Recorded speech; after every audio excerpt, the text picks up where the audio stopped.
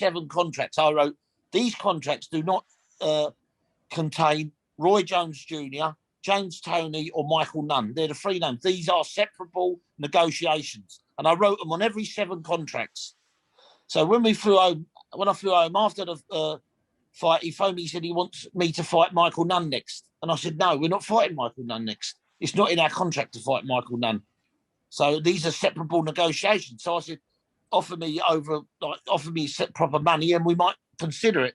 But we don't want to fight Michael Nunn. He's a slippery southpaw. Who needs Michael Nunn? You know what I mean? He ain't a ticket seller. He ain't a big draw. He'd have just come over here, probably nicked the title by points, jabbing moving all night long. And what do we get out of it? You know, unless the money's right. Then I said, look, give us $5 million and we'll fight Roy Jones Jr. He can have the belt for $5 million. He could have retired then. Do you know what I mean? So he said, if we don't fight Michael Nunn, I'm going to get Gerald McClellan. I'm going to move him up from middleweight to super middleweight.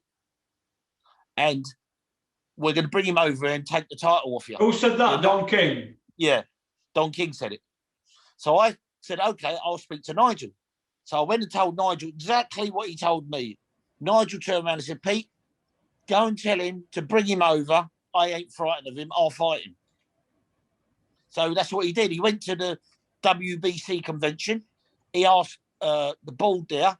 It was the president of the WBC, who he had in his pocket. Solomon.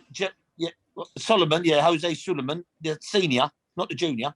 Yeah. Jose Sullivan. He said, can I move Gerald McClellan up from middle to super middle and be number 1 contender for Nigel Benn? He said, yeah. So that's what they did. He was our mandatory. We had no option, really, to fight him. He was our mandatory then. Because they ducked Finn out of the way, Frederick Sellier. Yeah. So the Frenchman. So anyway, we fought him, and you know the outcome. We told him we was going to beat him. We was confident in beating him from day one.